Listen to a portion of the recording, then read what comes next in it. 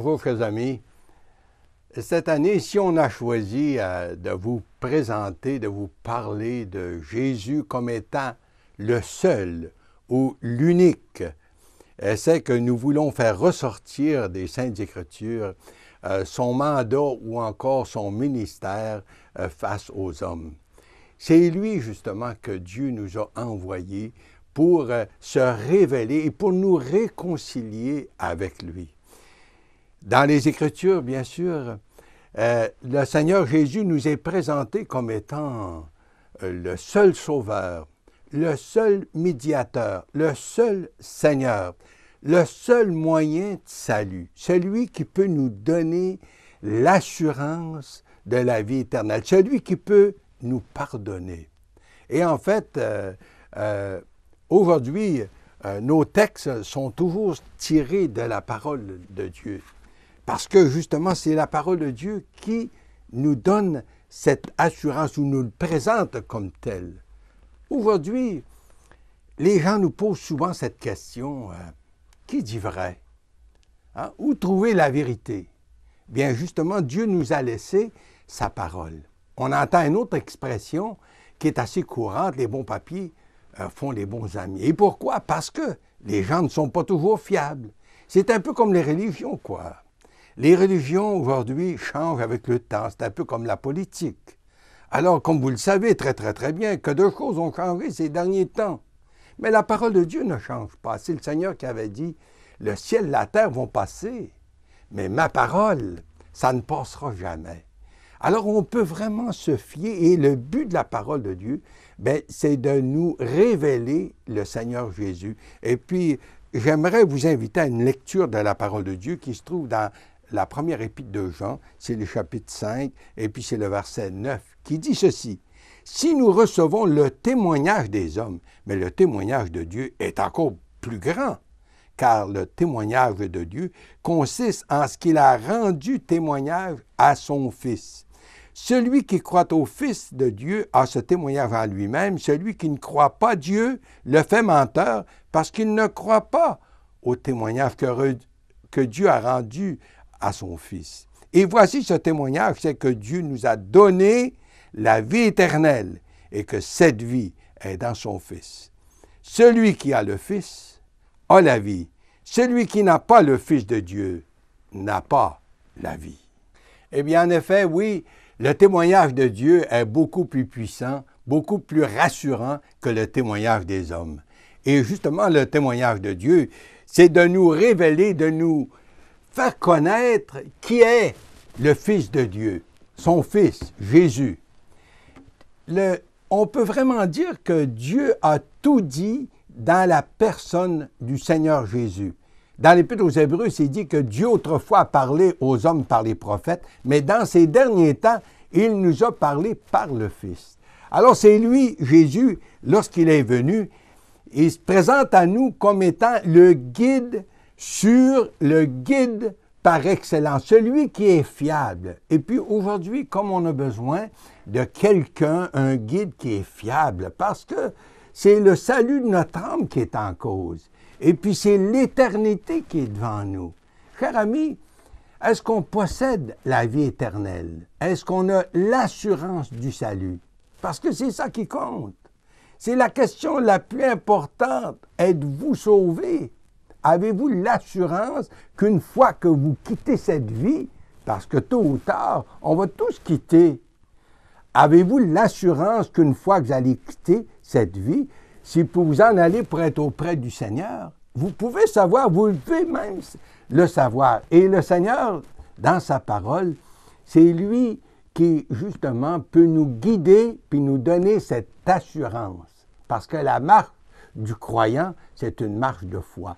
Et Jésus de dire, dans ce chapitre 8 de l'Évangile de Jean, et le verset 12, il nous dira, « Je suis la lumière.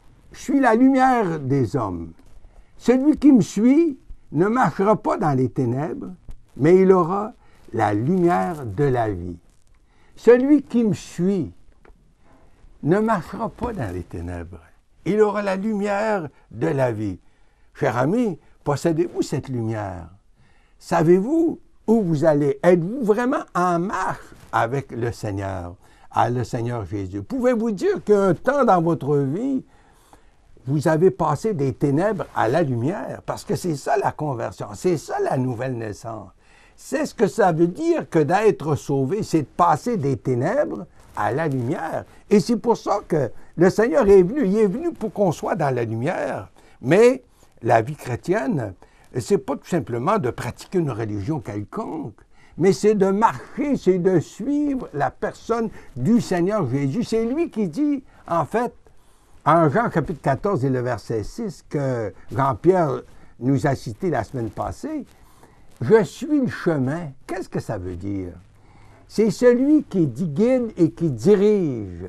Puis enfin, dans les Écritures, il se présente à nous aussi comme étant le bon berger. Puis il nous dit, le bon berger donne sa vie pour ses brebis. Mais oui, il est venu pour nous donner la vie parce que nous étions des pécheurs, et non seulement des pécheurs, mais des pécheurs perdus. Vous savez, on accepte assez facilement le fait qu'on est pécheur. La plupart des gens acceptent assez facilement cette vérité. Mais perdu, ah là, c'est une autre histoire. On n'est pas toujours prêt à accepter qu'on est des pécheurs puis des perdus. Et pourtant, l'Écriture doit nous dire bien clairement, il n'y a pas de juste, pas même un seul. Pas de juste, pas même un seul. Et puis ça nous dit que tous sont péchés et sont privés de la gloire de Dieu. Vous pouvez lire ce texte, ça se trouve dans l'Épître aux Romains, le chapitre 3, et puis le verset 23. Tous sont péchés et sont privés de la gloire de Dieu. C'est vous, c'est moi, c'est tous et chacun. Et le Seigneur est venu pour chercher et sauver. C'est ça la bonne nouvelle de l'Évangile. Le Seigneur est venu chercher et sauver ce qui était perdu. Ça, c'est vous, ça, c'est moi. Alors, vous savez, la bonne nouvelle, c'est qu'on peut savoir qu'on est pardonné, et puis on peut savoir, même présentement, pendant cette vie, où nous cheminons, où nous allons. Et Jésus de dire, moi, je suis le bon berger. Le bon berger donne sa vie pour ses brebis. D'abord, le Seigneur a payé pour nous notre dette. Il est venu pour nous réconcilier. Il est venu pour, justement, répondre pour nous des coupables. Et puis le Seigneur Jésus a pourvu à notre salut éternel. C'est lui la vie éternelle. Qui a le Fils a la vie. On l'a lu ensemble dans les Écritures, dans l'Épître de Jean. Mais en plus de ça, bien, le Seigneur aussi promet de nous conduire, une fois qu'on s'est tourné vers lui, de nous conduire jusque dans, justement, l'éternité, en fait, après la mort. Et puis, en fait, je dois quand même dire, ou citer encore une autre parole du Seigneur qui dit, au verset 27 de l'Évangile de Jean, chapitre 10, où il dira, « Mes brebis entendent ma voix, je les connais, puis elles me suivent, puis je leur donne la vie éternelle, puis elles ne périront jamais. » Alors, cher ami, c'est merveilleux ça, quand on pense puis qu'on réfléchit à ces vérités. Le Seigneur est venu pour donner sa vie pour nous, mais aussi il s'engage à nous conduire à travers la vie jusqu'à lorsqu'on va traverser, en fait, de cette vie à l'autre vie dans sa présence. Cher ami, est-ce que vous avez d'abord fait cette expérience, cette rencontre avec le Seigneur? Quand vous allez peut-être me dire, mais où est-ce que ça commence? Bien, ça commence d'abord lorsqu'on entend l'appel du Seigneur à travers les Écritures. Lorsqu'il nous dit en Matthieu 11, verset 28-29, « Venez à moi, vous tous qui êtes chargés et fatigués, et moi je vous donnerai du repos. Prenez mon joug sur vous et recevez mes instructions. » La vie chrétienne, c'est une marche avec le Seigneur. Comprenez? Et ça commence lorsqu'on répond à l'appel du bon berger, lorsqu'on répond à l'appel du Seigneur, lorsqu'il nous dit « Venez à moi », mais il faut se tourner vers lui et venir à lui, tel qu'on est, des pauvres pécheurs, des pécheurs perdus. On se tourne vers lui, et puis lui nous prend en main, et puis là, on se confie à lui, et puis là, on s'engage à marcher dans cette obéissance avec le Christ. Et puis là, il nous dira, comme je l'ai cité, « Mes brebis entendent ma voix, je les connais, et elles me suivent, puis je leur donne la vie éternelle, puis elles ne périront Jamais. Est-ce que c'est pas merveilleux? C'est ça le message de l'Évangile. Mais là où vous êtes, cher ami, est-ce que vous seriez prêt ce matin à l'accueillir comme votre sauveur personnel? Est-ce que vous seriez prêt vraiment à lui dire, Seigneur, là, trop longtemps j'ai marché dans les ténèbres, puis aujourd'hui, là, je veux t'accepter comme mon sauveur. Je veux que tu sois le guide de ma vie. Je veux accepter ton pardon.